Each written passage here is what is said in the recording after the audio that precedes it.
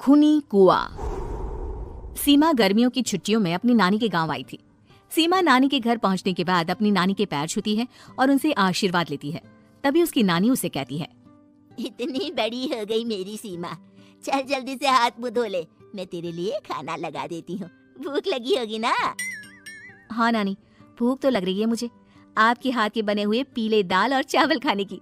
कितना टाइम हो गया है मुझे आपके हाथ का बना हुआ दाल चावल खाए हुए। तू तो नौकरी में व्यस्त थी, तो तुझे कहाँ से टाइम मिलेगा अपनी नानी के लिए? और जब इतने टाइम बाद आई है तो ज्यादा टाइम के लिए रुक कर जाएगी तू। हाँ नानी, इस बार पूरे 2 महीने के लिए आई हूँ। सीमा की नानी अंदर जाकर उसके लिए खाना बनाने लगती है। सीमा कमरे में अकेली होती है, तभी उसे किसी औरत के रोने की आवाज सुनाई देती है। वो कभी खिड़की से बाहर झांकती है तो कभी दरवाजे से बाहर झांकती है।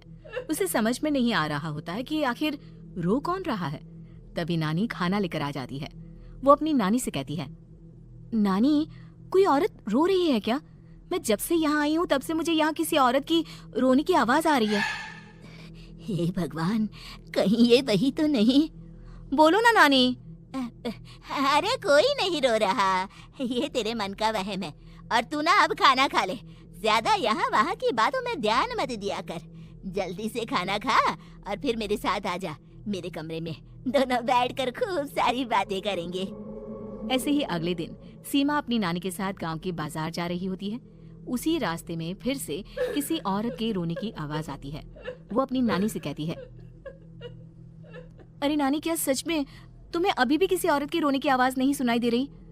मुझे किसी औरत की बहुत बुरी तरीके से रोने और चीखने की आवाजें आ रही हैं। मैं बहुत परेशान हूँ नानी, आखिर ये कौन है? मुझे लगता है कि सीमा को शहर भेज देना चाहिए, यहाँ रहना उसके लिए ठीक नहीं। नानी बोलो ना, आप चुप क्यों हो जाती हो? सीमा, तू घर चल, मुझे तुझसे बहुत जरूरी बात करनी है। नानी सीमा को घर ले आती है और सीमा से कहती है, सीमा, कल सुबह तू शहर वापस चली जाएगी। अरे अचानक? आखिर क्या बात है नानी, आप मुझे ऐसे जाने को क्यों कह रही हो? मैं बस जो कह रही हूँ उस पर ध्यान दे। तू कल सुबह यहाँ से चली जाएगी, और ये बात मैं कोई मजाक में नहीं बोल रही। तू कल जाएगी तो मतलब जाएगी। अरे नानी, चली जाऊंगी मैं, ठीक है, पर आखिर बात क्या है ये तो बता दो। मम्मी से कोई बात हुई है या फिर मुझसे कोई गलती हुई है जो तुम मुझे अचानक से जाने के लिए बोल रही हो?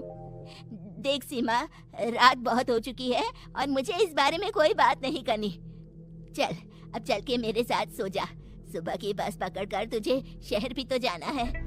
सीमा को अपनी नानी का ऐसा व्यवहार देखकर बहुत ही अजीब लगता है। उसे कुछ समझ में नहीं आ रहा होता है कि आखिर उसकी नानी उसे अचानक से गांव छोड़कर जाने के लिए क्यों कह रही है। ये सारी बातें सोचते सोचते सीमा की आंख लग जाती है और वो अपनी नानी के साथ सो जाती है। ऐसे ही आधी रात को सीमा को फिर से किसी औरत की रोने की आवाज सुनाई देती है। वो उस औरत की आवाज सुनकर बार बार करवटें बदल रही होती है और तभी उसे सपने में भी एक अजीब सी औरत की परछाई दिखाई देती है, जो इतना चीख चीख कर रो रही होती है कि सीमा डरकर उठ जाती है। वो पूरे पसीने पसीने हो रही होती है। वो अपने आसपास देखती है तो घर में बिल्कुल शांति का माहौल होता है। सीमा घबरा जाती है। वो अपनी नानी को जगाने की कोशिश करती है, मगर उसकी नानी नहीं जगती। सीमा को फिर से उस औरत की रोने की आवाज सुनाई देती है। आखिरकार सीमा अपने आप को रोक नहीं पाती और वो घर का दरवाजा खोलकर बाहर निकलती है। आखिर ये माजरा क्या है, आज तो मैं पता करके रहूंगी। अब आवाज का पीछा करते हुए सीमा आधी रात को गांव के चौपाल के पास बने कुएं के पास पहुंच जाती है, जहां कुएं की चारों ओर बेड़ियां लगी होती हैं।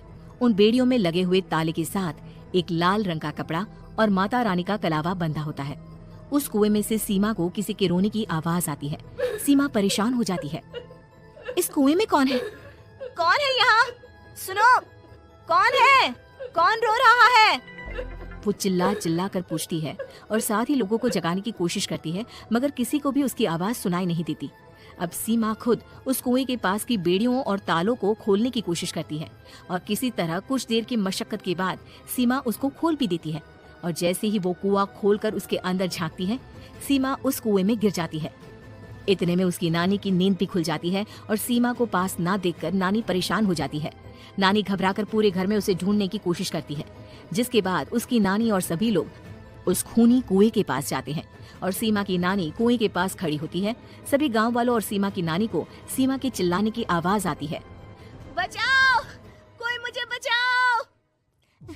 मेरी बच्ची, हम आ गए, हम तुझे बचा लेंगे। नानी, मुझे यहाँ बहुत डर लग रहा है। यहाँ इंसान की कटी हुई मुंडिया, हाथ, पैर और कंकाल है और खून भी है। नानी, मुझे डर लग रहा है। आप सब मेरी मदद कीजिए, नहीं तो ये खूनी कुआं मेरी बच्ची को भी खा जाएगा। अरे मुझे तो ये समझ में नहीं आ रहा कि आखिर इस खूनी कुएं को खोला किसने। सालों पहले इसको इतनी मुश्किलों के बाद तांत्रिक बाबा ने बंद किया था। अरे पूरा गांव खूनी कुएं के बारे में अच्छे से जानता है, तो कोई भी जानबूझकर तो ऐसा करेगा नहीं। मतलब किसी ने अनजाने में इसे खोल दिया है भैया। सीमा को इस बारे में मालूम नहीं था और जब से वो यहाँ आई थी तभी से उसे किसी औरत के रोने की आवाजें भी सुनाई दे रही थी। कहीं सीमा ने ही तो उसे नहीं खोला। अगर ऐसा है तो फिर सीमा का बचना बहुत मुश्किल है। वहीं कुएं के अंदर सीमा रोते हुए बैठी होती है कि उसे आवाज सुनाई देती है जो कुएं के बाहर खड़े गांव वालों में से किसी को सुनाई नहीं देता। आज सालों के बाद मुझे ताजा खून मिलेगा। तेरा खून पीकर आज मैं अपनी प्यास बुझाऊंगा।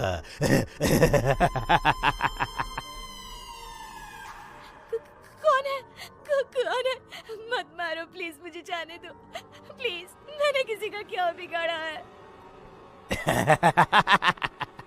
वो तुझे मरने के बाद पता चल ही जाएगा।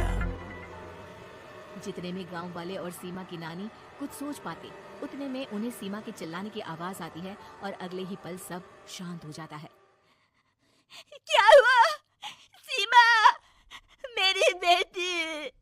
माफ करना बहन, लेकिन अब सीमा वापस नहीं आएगी। हमें एक बार फिर से कुएं को बंद करना होगा।